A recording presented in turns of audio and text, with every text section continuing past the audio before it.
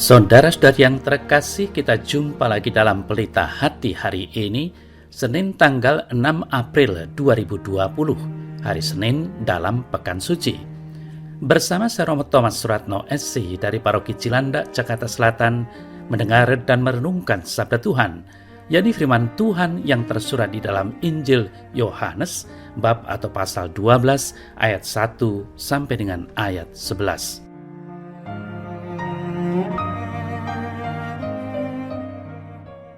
Enam hari sebelum Paskah, Yesus datang ke Betania, tempat tinggal Lazarus yang dibangkitkan Yesus dari antara orang mati.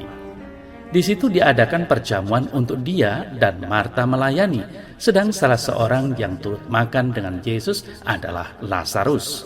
Maka Maria mengambil setengah kati minyak narwastu murni yang mahal harganya, lalu meminyaki kaki Yesus dan menyekanya dengan rambutnya, dan bau minyak semerbak di seluruh rumah itu.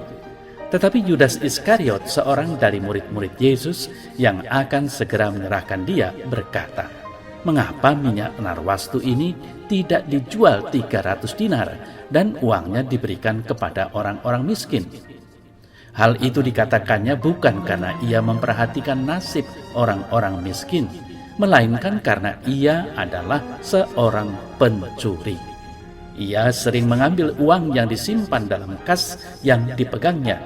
Maka kata Yesus, "Biarkanlah dia melakukan hal ini mengingat hari penguburanku. Karena orang-orang miskin selalu ada pada kamu, tetapi aku tidak akan selalu ada pada kamu." Sejumlah besar orang Yahudi mendengar bahwa Yesus ada di sana, dan mereka datang bukan hanya karena Yesus, melainkan juga untuk melihat Lazarus yang telah dibangkitkannya dari antara orang mati. Lalu imam-imam kepala bermufakat untuk membunuh Lazarus juga, sebab karena dia banyak orang Yahudi meninggalkan mereka dan percaya kepada Yesus.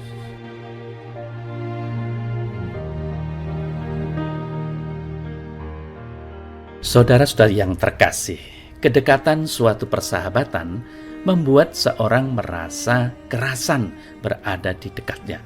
Susah, senang, lapar, kenyang, kesal, puas, rela, menggerutu, semua dapat diungkapkan dengan bebas apa adanya. Tidak dibuat-buat, tidak pula ditutup-tutupi. Itulah keindahan suatu persahabatan yang kita rindukan dan berharap juga terjadi dalam sebuah komunitas atau keluarga. Saudara-saudari yang terkasih, gambaran persahabatan sebuah komunitas atau keluarga ini tercermin pula dalam kisah Yesus dengan Lazarus, Maria, dan Marta. Tiga tokoh ini adalah teman yang dikasihi Yesus. Jadi bisa dibayangkan bahwa kepada keluarga inilah Yesus sering berkunjung untuk beristirahat dan ngobrol.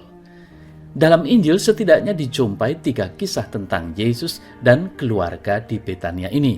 Pertama, tentang Lazarus yang dibangkitkan. Kedua, tentang Maria dan Marta.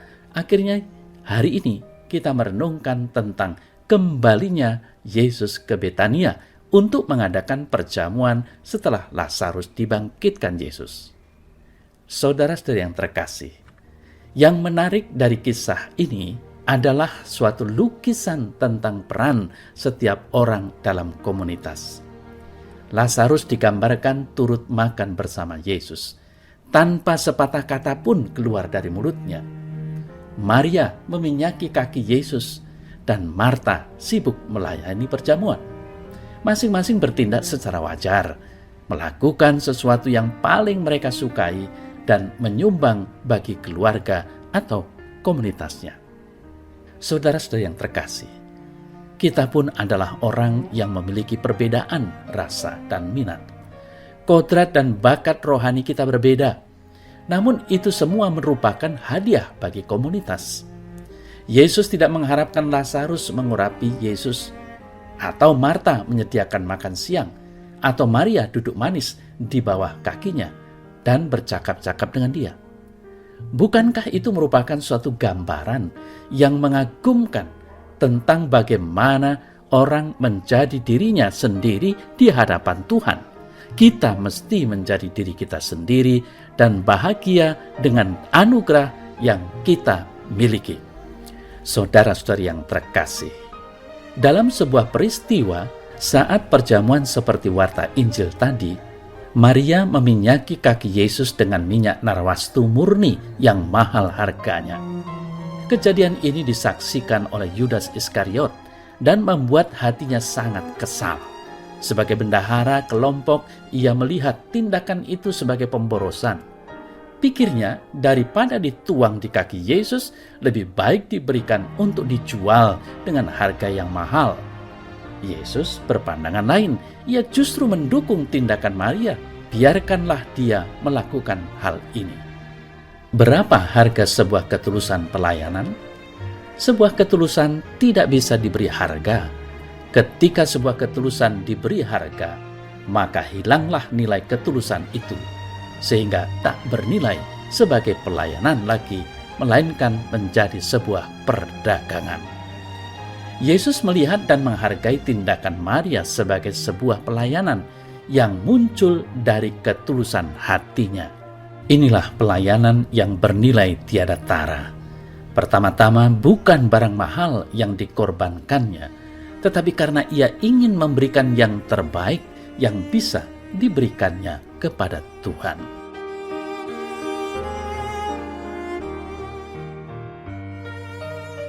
Ya Tuhan, berilah aku hati yang baik dan tulus dalam mengasihi-Mu dan sesama, seperti pelayanan yang dilakukan Maria. Amin.